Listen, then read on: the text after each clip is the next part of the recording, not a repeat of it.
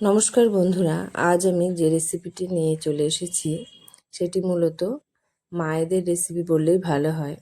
কারণ আজকাল ফাস্টফুডের দৌলতে বাচ্চারা ঘরের খাবার কিন্তু একদম খেতেই চায় না, তার মধ্যে সবজি যেন মুখেই দিতে চায় না।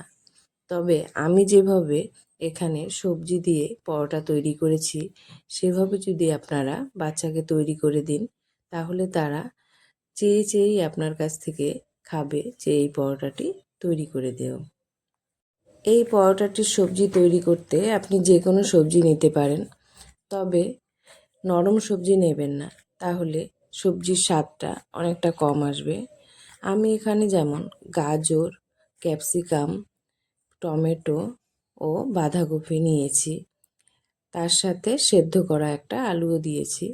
আপনারা চাইলে পেঁপে কোয়াশও দিতে পারেন, কিংবা মটরশুঁটি, এখন শীতকাল পড়ে গেছে, মটরশুঁটি সহজেই হাতের কাছে পেয়ে যাবেন। আপনারা মটরশুঁটি দিলে এই সবজিটার স্বাদটা আরও বেড়েও যাবে। আমি এই পরোটাটির নাম দিয়েছি পিৎজা পরোটা, কারণ বাচ্চাদের ওই সব নাম শুনলে এমনি খেতে ইচ্ছে করবে। আপনারা অন্য কোনো নামও দিতে পারেন। এই জন্য আমরা প্রথমে কিছুটা আটা নিয়ে তা ডো তৈরি করে নেব। এখানে আমি কোনো রকম ময়দা কিংবা অন্য কিছু ব্যবহার করব না, যেহেতু বাচ্চাদের কথা মাথায় রেখে রেসিপিটা করছি, তাই শুধু আটা দিয়েই আমি এখানে ডোটা তৈরি করব। তার জন্য আটার মধ্যে কিছুটা নুন ও চিনি দিয়ে তাতে অল্প তেল দিয়ে ভালো করে ময়াম দিয়ে দেব। ময়াম ততক্ষণ দিতে হবে যতক্ষণ না হাত মুঠ করলে আটাটা দলা পাকিয়ে যাচ্ছে। তারপর পরিমাণ মতো জল নিয়ে আটাটাকে মেখে নিয়ে ডো তৈরি করে নিলেই আমাদের কিন্তু পরোটার ডোটা তৈরি হয়ে যাবে। এবার এটিকে কিছুক্ষণের জন্য রেস্টে রেখে দিয়ে আমরা আমাদের সবজিটাকে তৈরি করে নিতে থাকব।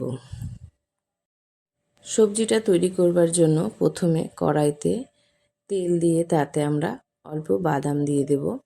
বাদামটা কিছুটা ভাজা হয়ে এলে তাতে আমরা দিয়ে দেব অল্প পরিমাণে কালো জিরে। কালো জিরে দেওয়ার পর এবার আমি দিয়ে দেব কুচনো পেঁয়াজ, তার সাথে আমি যে সবজিগুলো কেটে রেখেছিলাম, যেমন গাজর, বাঁধাকপি, ক্যাপসিকাম ও টমেটো, সব কিছু খুব ছোট ছোট করে কেটে নিয়ে নুন হলুদ দিয়ে আমি এটিকে ভালো করে নাড়তে থাকবো।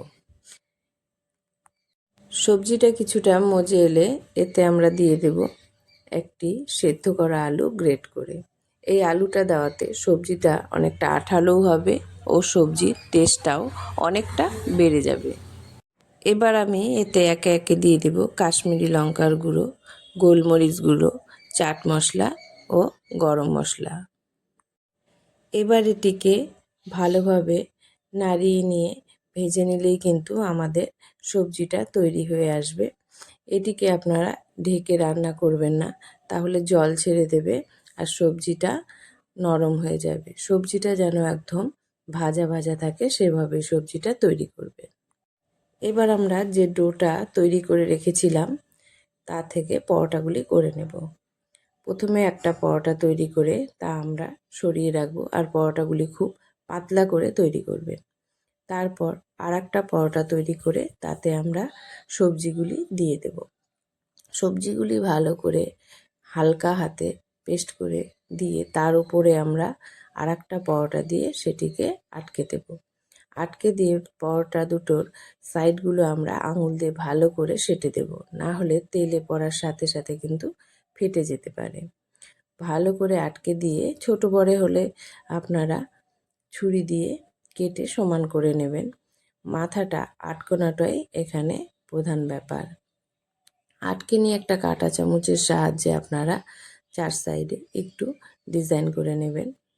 তারপর আমি প্রথমের যে পরোটাটা আছে তাতে দিয়ে দেব অল্প ধনেপাতা ও সাদা তিল। এগুলি দিয়ে আমি একটি বেলুনের সাহায্যে হালকা হাতে সেগুলিকে প্রেস করে ওই পরোটাটার সাথে লাগিয়ে দেব।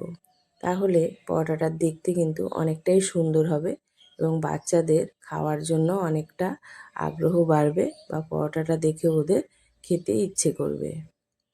পরোটাগুলি কিন্তু আপনারা অবশ্যই পাতলা করে বেলবেন, কারণ ডবল পরোটা পড়েছে, না হলে কাঁচা কাঁচা থেকে যাবে, ভালো মুচমুচেও হবে না আর ওদের খেতেও ভালো লাগবে না। এবার এটিকে আমরা হালকা হাতে তুলে নিয়ে গিয়ে গ্যাসে একটি তাওয়া বসিয়ে দেব, তাতে তেল দিয়ে তাতে আমরা এটি এখন ছেড়ে দেব। তাওয়ার তেলটিকে একটি ব্রাশের সাহায্যে ভালো করে ছড়িয়ে নেবেন, তাহলে গোটা পরোটাটাই ভালোভাবে ভাজা ভাজা হবে এবং মুড়মুড়েও হবে, বাচ্চাদের খেতে খুব ভালো লাগবে। এবার আপনারা এই পরোটাটিকে মিডিয়াম হিটে উল্টে পাল্টে ভেজে নিলেই কিন্তু আমাদের পরোটাটি প্রায় তৈরি হয়ে যাবে। যাদের বাচ্চারা সহজেই সবজি খেয়ে নেয় তাদের মায়েরা বুঝবে না এর যে কত যন্ত্রণা। আমার ঘরেও একজন আছে যিনি কোনোভাবেই সবজি খেতে চান না, তাকে আমি এইভাবেই নানাভাবে সবজি খাইয়ে থাকি। আপনারাও ট্রাই করে দেখুন, বাচ্চারা অবশ্যই খাবে। এবার পরোটাটার যে উপর পাটটা আছে সেখানে আমরা একটি ব্রাশের সাহায্যে অল্প বাটার মেখে দেব। বাটার মাখিয়ে নিয়ে পরোটাটাকে আবার ভালোভাবে এপাশ ওপাশ করে নাড়িয়ে নিয়ে পরোটাটাকে নামিয়ে নিলেই কিন্তু আমাদের পিৎজা পরোটা তৈরি হয়ে যাবে। এই বাটারটা দিলে পরোটাটার একটা এত সুন্দর গন্ধ তৈরি হবে যে বাচ্চাদের খেতে খুব ভালো লাগবে, তাই আপনারা বাটারটা অবশ্যই দিয়ে দেবেন। এবার ভালো মতো পরোটাটাকে ভেজে নামিয়ে ওদের গরম গরম পরিবেশন করুন। দেখুন নিজে থেকেই এসে সুন্দর করে আপনার কাছে বসে খেয়ে নেবে। পরোটাটি যখন ওদের খেতে দেবেন তখন একটি ছুরির সাহায্যে পিৎজা যেভাবে আমরা পিস পিস করে খাই সেরকম পিস পিস করে কেটে সসের সঙ্গে দিয়ে দেবেন। দেখবেন ওরা নিজে হাতেই অনায়াসেই গোটা পরোটাটা খেয়ে নেবে। আপনার একবেলার ব্রেকফাস্ট কিন্তু তৈরি হয়ে গেল। এই ভিডিওটি ভালো লাগলে অবশ্যই লাইকস ও সাবস্ক্রাইব করে দেবেন।